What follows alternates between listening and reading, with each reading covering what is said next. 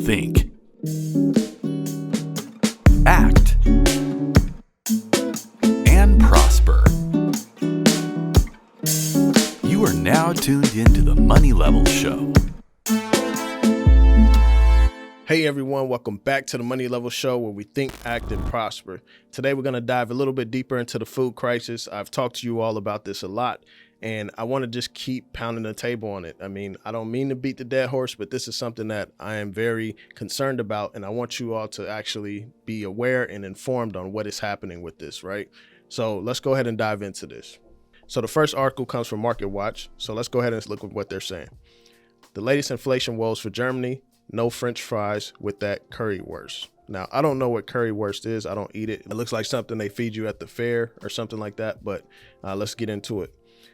As if some of the highest electricity prices in Europe and threats of gas rationing are not enough, Germany is apparently now facing a shortage of French fries.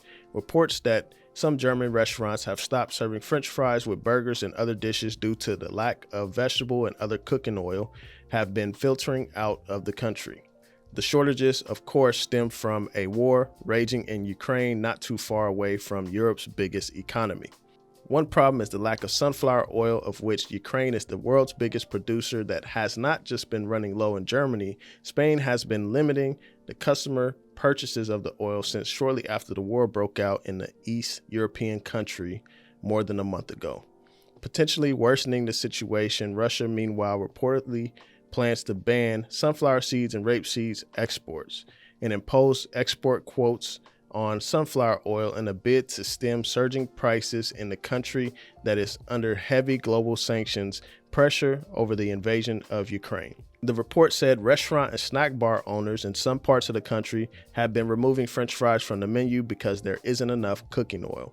Panic buying and stockpiling were also blamed. Rapeseed oil, which is produced in the country, is one possible substitute. All right, so now we're seeing that they're actually looking at a substitute, but we see that how much of this commodity is actually coming from the Ukraine and Russia area. And this is very concerning. So they are unable to cook a lot of French fries because they don't have the cooking oil. So I imagine a lot of other things that they need to cook are unavailable as well because of the shortages. So let's go ahead and jump into some other articles by the UN. All right, so the United Nations, they've been putting out a couple articles on the food crisis as well. I've told you all that President Joe Biden have come out and spoke about it as well. So we see that this is continuously escalating, right? And so let's go ahead and look at this one. Ukraine war could create widespread food insecurity, warns FAO, which FAO is the Food and Agriculture Organization. It says the alert from the Food and Agriculture Organizations follow assessments of 19 of Ukraine's 24 oblasts or regions, which indicated that it was uncertain that Ukraine could harvest crops, plant new ones, or sustain livestock production. An immediate and worrying finding is that food shortages are expected immediately or in the next 3 months in over 40% of the surveyed areas and cases. When it comes to the all-important production of vegetables, conflict is likely to severely disrupt production for tens of thousands of smallholder farmers, those who have decided to stay behind. So we see that the FAO have come out and said that this is a huge problem that is happening. So we're going to look at what else the UN is talking about. All right, so United Nations. Conflict, humanitarian crisis in Ukraine threatening future global food security as prices rise. Production capacity shrinks, speakers warn Security Council, right? So it says the ongoing conflict in Ukraine has created not only an immediate humanitarian crisis, but also a threat of future global food security in the form of rising prices and decreased production capabilities, speakers told the Security Council today, underscoring the need to urgently address these issues against the backdrop of Russian and Ukrainian delegations meeting for negotiations in Istanbul. It goes on to say that the global impacts of this war are becoming clearer as each day of the conflict continues, she said, after detailing efforts by the United Nations and humanitarian organizations to respond to the crisis in Ukraine.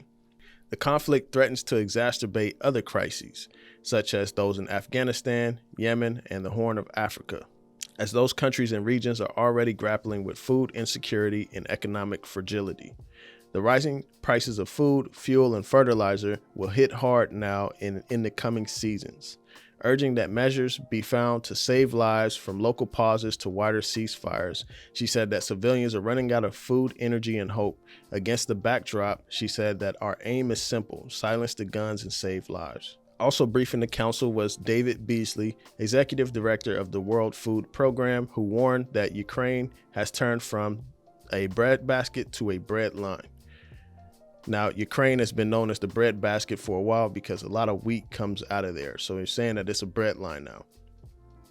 The food chain system must be stabilized, as Ukraine and the Russian Federation account for 30% of the global wheat supply, 20% of the corn supply, and 70 to 80% of the sunflower oil supply.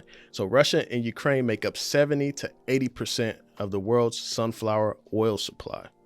Yemen, Egypt, and Lebanon depend on Ukrainian grain, and he expressed concern over food pricing and availability if the loss of fertilizer-based products coming from the Russian Federation and Belarus cannot be offset. The last thing the WFP wants to do is to take food from hungry children to give to starving children. So I bring all that up to say that I hope that you all are preparing yourself for this, letting your loved ones know, your friends know. I'm not saying that I'm going full prepper mode, but I have been able to stockpile quite a bit just to make sure that my family will be all right and that I can also take care of other ones that I love as well. So I just want to encourage you all to just think, act, and prosper. I mean, if this information is concerning to you and you're concerned about global food supply, be sure to act on that so that you can be prosperous, so that you can actually be safe and have some security in your home as far as in relation to food. So hit the like button. Hit the subscribe. I want to thank you all for joining the Money Level Show today. Y'all have a blessed day.